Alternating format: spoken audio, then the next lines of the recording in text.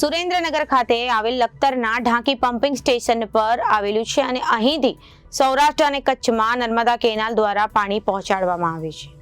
ત્યારે માળિયા મોરબી કેનાલ મારફતે છોડવાના ખેડૂતો અને ગામો સુધી પાણી ન પહોંચતું હોવાની રજૂઆત અંગે વિડીયો વાયરલ કર્યો હતો। આ વિડીયોને મામલે આજે મોરબીના ધારાસભ્ય કાંતિભાઈ અમૃતિયા, ધ્રાંગધ્રાના ધારાસભ્ય પ્રકાશભાઈ વરમોરા તેમજ ખેડૂતો અને આગેવાનો દ્વારા ઢાંકી પમ્પિંગ સ્ટેશનની મુલાકાત લેવામાં આવી હતી। સુરેન્દ્રનગરના લખતર ખાતે આવેલ ઢાંકી પમ્પિંગ સ્ટેશન એશિયાનું સૌથી મોટું પમ્પિંગ સ્ટેશન છે અને અહીંથી કેનાલ મારફતે સૌરાષ્ટ્ર, કચ્છ સહિત અનેક જિલ્લાઓને પાણી પહોંચાડવામાં આવે છે। ત્યારે માળિયા, મોરબી અને હળવદ વિસ્તારના છેવાડાના ખેડૂતોને પીવાનું અને સિંચાઈનું પાણી કેનાલ મારફતે ન પહોંચતું હોવાની લઈ મદીના ધારાસભ્ય કાંતિભાઈ અમૃતિયાએ ગઈકાલે વિડીયો વાયરલ કરી અને સરકાર અને નર્મદા વિભાગને જાણ કરવામાં આવી હતી, જેને લઈ આજે લખતર ઢાંકી પમ્પિંગ સ્ટેશનની મુલાકાત મોરબીના ધારાસભ્ય કાંતિભાઈ અમૃતિયા, ધ્રાંગધ્રાના ધારાસભ્ય પ્રકાશભાઈ વરમોરા, મોરબી જિલ્લા પંચાયતના સદસ્યો અને ખેડૂતો અને આગેવાનોને મુલાકાત લીધી હતી અને પમ્પિંગ સ્ટેશનની તપાસ હાથ ધરી હતી અને કેનાલમાં સફાઈના કારણે છેવાડાના ગામો અને ખેડૂતોને પાણી ન પહોંચતા હોવાની રજૂઆતો અધિકારીઓને કરી હતી અને આ કેનાલો તાત્કાલિક ધોરણે સફાઈ કરી હતી અને છેવાડાના ખેડૂતોના ગામોને પરંતુ પાણી મળી રહે તે માટે વ્યવસ્થા કરવા સૂચન આપવામાં આવી રહ્યા હતા।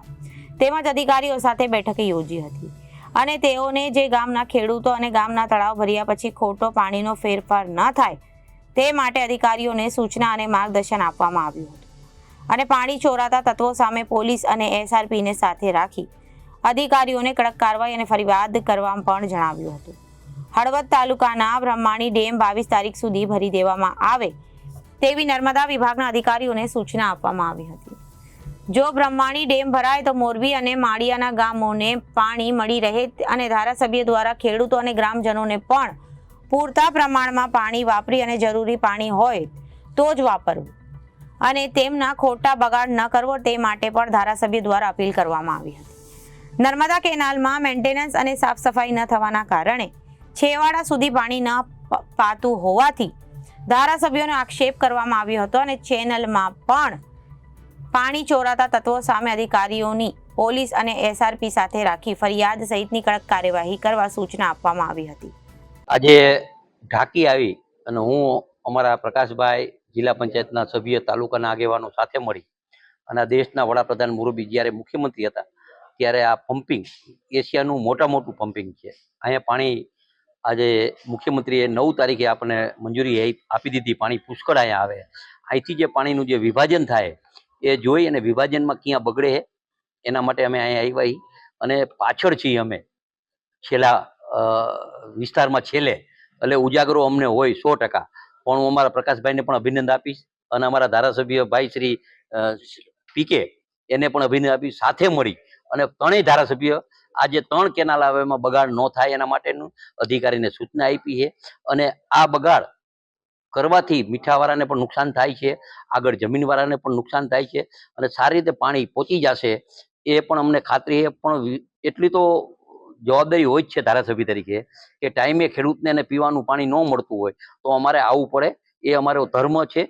અને આ રાજ્યના મુખ્યમંત્રી પોઝિટિવ રહી અને પાણીની મંજૂરી આપ્યા પછી સરકારે પાણી છૂટ આપી હોય પાણીની અને પાણી વહીવટીના હિસાબે, અધિકારીના હિસાબે જો ન પહોંચતું હોય તો એના માટે ધ્યાન રાખવા પણ અમારી જવાબદારી છે, અમારે આવવું પડે। ખાસ કરીને જવાબદાર અધિકારીઓ છે જે જણાશે એની સામે કેવા કાર્યવાહીના પગલાં લેશે એ હવે અમે રિપોર્ટ કરશી જ્યાં હોય છે બગડેલ છે કેનાલ ઉપર અને એના ઉપર અધિકારી પગલાં લેશે।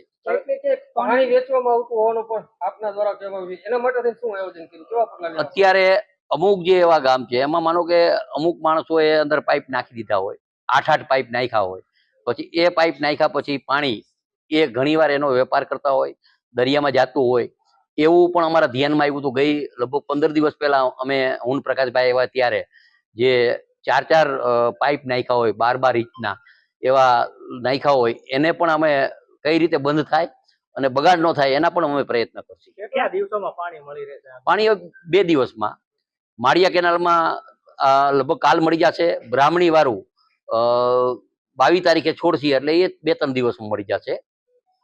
ક્યાંક ને ક્યાંક કેનાલો સફાઈ નથી થઈ, એના માટે જવાબદાર કોણ?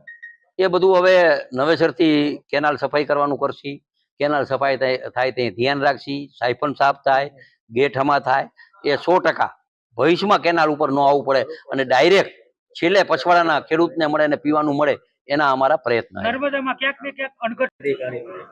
આજે અમે વિશ્વનું એશિયાનું સૌથી મોટું પમ્પિંગ સ્ટેશન ઢાકી ખાતે અમારા સિનિયર ધારાસભ્ય માનનીય શ્રી કાંતિભાઈ અમૃતિયા, જિલ્લા પંચાયતના ઉપપ્રમુખ, જિલ્લા પંચાયતના સદસ્ય અને તાલુકા પંચાયતના આગેવાનો, સૌ રાજકીય આગેવાનો સાથે અમે ઢાકી મુલાકાત લીધી અને સૌ અધિકારી સાથે રિવ્યુ મિટિંગ કરી.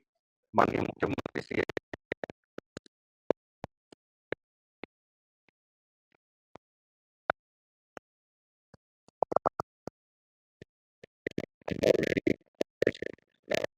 ત્રણેય કેનાલો અમારા વિસ્તારમાંથી નીકળતી માળિયા, ધાંગધ્રા અને મોરબી કેનાલ, આ કેનાલમાં છેવાડાના ખેડૂત સુધી પાણી પહોંચે એના માટે માળિયા કેનાલ અમે 3 મહિના સુધી બંધ રાખીને સાફ કરવાનું કીધું હતું.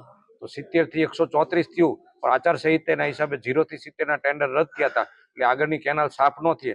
એ સાયપન સાફ નહીં થવાના હિસાબે કેનાલની જે ફૂલ સ્પીડ થવી જોઈએ એટલી નહોતી થતી. આજે અમે મિટિંગ કરી અને આ કેનાલને ભયજનક સપાટી એટલે કે જે વધુમાં વધુ કેપેસિટી સુધી ચલાવી અને આગળ માળિયા સુધી પાણી પહોંચે એ પ્રકારનું આયોજન કર્યું. અને જે પાણીનો બગાડ થતો હતો એ બગાડ રોકવાની સૂચના કરી છે.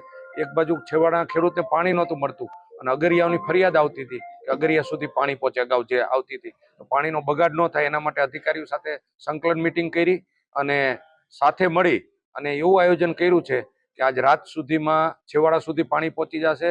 અને અમારા ધાંગધ્રામાં જે બ્રાહ્મણી ડેમ છે એના 90 થી 124નું આગળના જે હોય છે એ ક્યાંક ના ક્યાંક આ ડેમ 10 તારીખ સુધીમાં પીવાના પાણીના હિસાબે ખાલી થઈ ગયો હતો. તો એમાં ફૂલ સ્પીડથી પાણી પહોંચાડી અને કાલ દિવસ સુધીમાં ભરાઈ જશે અને આવતીકાલ રાત્રે એ ત્યાંથી પાણી છૂટી જાય એ પ્રકારનું આયોજન અમે કર્યું છે. Bureau report Janadesh news, Surendranagar.